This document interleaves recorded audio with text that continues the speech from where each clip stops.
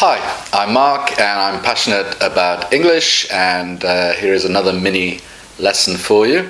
The last one in June, before the last day of June, when I do a kind of review for you and a kind of a little fun test. And then in July, as I said in one of the other mini lessons, I'm going to try and do every lesson on location. So not sitting on my sofa, but maybe down at the beach or in a park or in a cafe or in a pub, or I've got a camper van which I call the Beast, so I could do a lesson or two in there as well. Okay, so I hope that'll make things a little bit more interesting for you. Let's go straight into an idiom and pick up the pot and there we go. So today's idiom is light at the end of the tunnel. So if you are unhappy, maybe depressed or fed up, your friend could say to you, as I already taught, I think in the last mini lesson, he could say to cheer up, or you need to liven up, or he might be a bit more compassionate and say, oh, don't worry, there's light at the end of the tunnel. Okay, so if you don't know, a tunnel is with a road or a railway track, and it goes under, often with a mountain. So rather than the road going up and over the mountain, which of course is very difficult for a train to do, they build it straight through the hill or the mountain, and that's called a tunnel. And with a long tunnel, it's quite dark inside, except obviously they have lights on. But when you come closer to the end of the tunnel, you can see the daylight. If it's the daytime, of course. So it's something which is good at the end of the dark. Okay, so if you're depressed or unhappy or fed up, you're in dark mood or dark place, we could say. So, but usually people come out of that and become happier. So we say there's light at the end of the tunnel. So it's often used when you're trying to cheer somebody up. Okay, that's a nice, easy one. So it's something good after something not so good, after something difficult or bad. Another example I just thought of, maybe you are studying really hard for an exam, and okay, you're not unhappy or depressed, but you're tired of it, you're fed up with studying so hard, but maybe someone says to you, oh, just a little bit longer, after the exam you'll be okay. There's light at the end of the tunnel. Okay, it's like also a kind of a reward after doing something hard or difficult. Okay, phrasal verb for you. I can see I've got a bit of a shadow behind me today. I can see myself on my camera screen while I'm recording. So I don't know what I did differently with the lights today. Anyway, your phrasal verb is to put up with. Okay, very useful. Again, I suspect you may not know this. We've had put off and maybe another one with put. Of course, each of these verbs, get, put, take, there are many, many phrasal verbs using those different verbs. And in my courses beginning in September, as I said with the idioms, I will be grouping the phrasal verbs together. So not just looking at one and then a different one. I'll look at several phrasal verbs with put.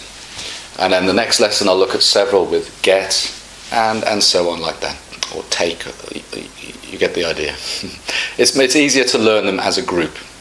And okay, so anyway, to put up with, let's say I have a neighbour who is very noisy.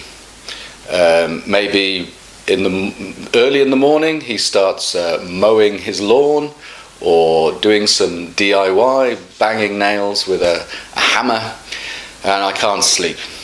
So I've got a choice. I could either go and speak to him and say, do you mind not doing these things so early in the morning? But maybe he's a big angry guy and I'm scared, so maybe I decide to put up with it. It kind of means to suffer, to accept, and not do anything about it.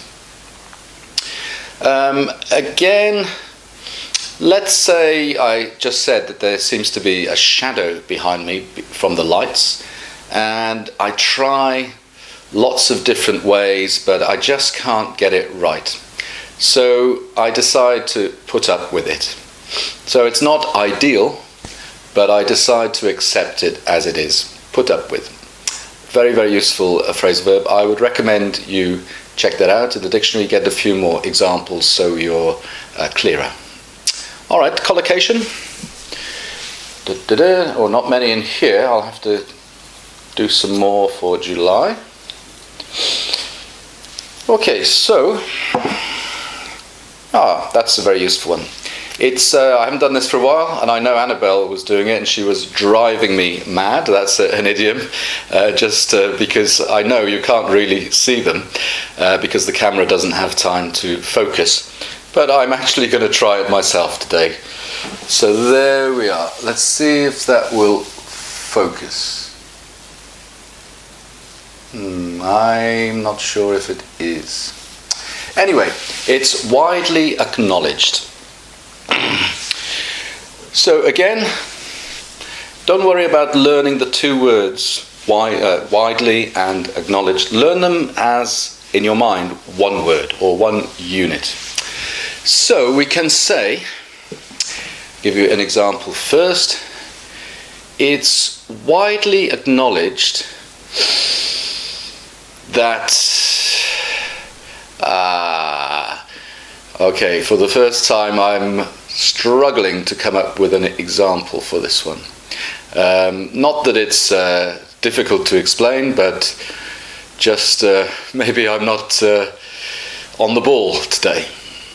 So it's okay, let's say it's widely acknowledged that cats are easier to look after than dogs. Okay, so in this case, widely acknowledged means it's most people know, or most people accept, or most people think. So widely comes from, of course, wide. So widely is a lot of people in this case. Acknowledge in this case means known. So it's known by a lot of people, but we would say widely acknowledged. Let's have another thing. I could say it's widely acknowledged that Bournemouth is one of the best beaches, or Bournemouth has one of the best beaches in Britain. So again, a lot of people know it and accept it. All right, I've got you a couple of jokes, and one word I taught you some time ago was bald. And that basically means somebody doesn't have any hair. Now, obviously, I do have a little bit of hair, but somebody would still describe me as bald. Yeah. Okay. So, here's two connected with, actually, it's connected with hair rather than about being bald. How did they know the shark attack victim had dandruff? They found his head and shoulders on the beach. Okay, so the shark attack victim, so the person that the shark attacked, dandruff is, maybe you know, this sort of bits that come off your skin and sometimes fall onto your jacket, pretty horrible. And there is a famous shampoo to treat dandruff called Head and Shoulders. I'm sure it's in most countries. But the question is, how did they know the shark victim had dandruff? And they found his head and shoulders. How did they know the shark attack victim had dandruff? They found his head and shoulders on the beach. It was quite funny when I read it the first time. But anyway, it's just saying that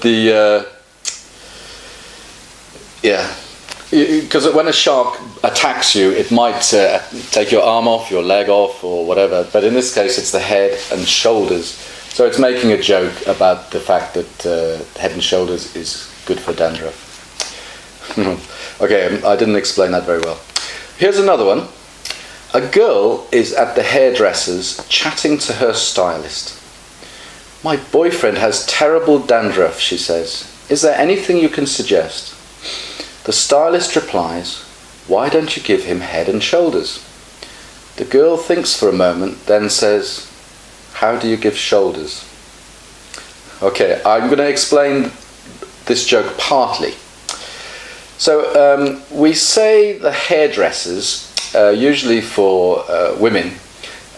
So that's the name of the place they go to have their hair done. We often say that, or cut, or dyed, or washed, etc. Dandruff, I just explained in the last joke. And then the stylist, why don't you give him head and shoulders? So she's saying, why don't you give him the shampoo called Head and Shoulders? I should get some money for advertising this shampoo. And then the girl thinks for a moment and says, how do you give shoulders? I am not going to explain that because it's slightly naughty if I do. And as I've said a few times recently, I'm not going to do any naughty stuff in these mini lessons, but I will do lots of naughty stuff as well as lots and lots and lots of other things in my courses starting in September. Okay, I hope you enjoyed the lesson and you learned something, and the bass riff coming up, and then the next mini lesson will be your review. Okay, bye for now. Okay, here we go, and this is the last bass riff in June. I'm not going to do bass riffs in July and August. It's quite a lot of trouble for me to move all the lights, and I'm thinking maybe it's a bit boring for you too, so I'm going to do something different.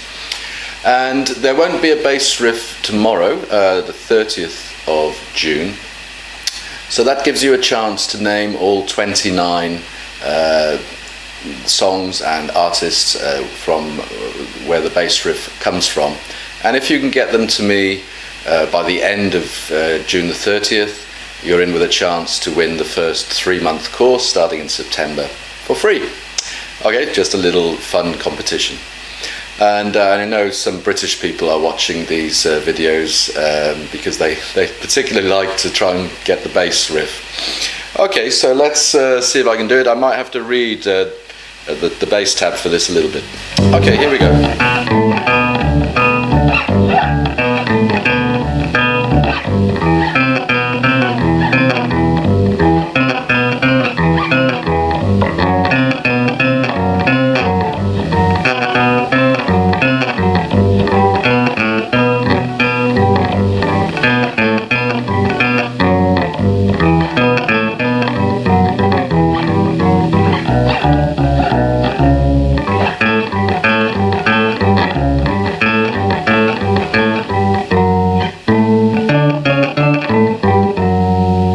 Start again.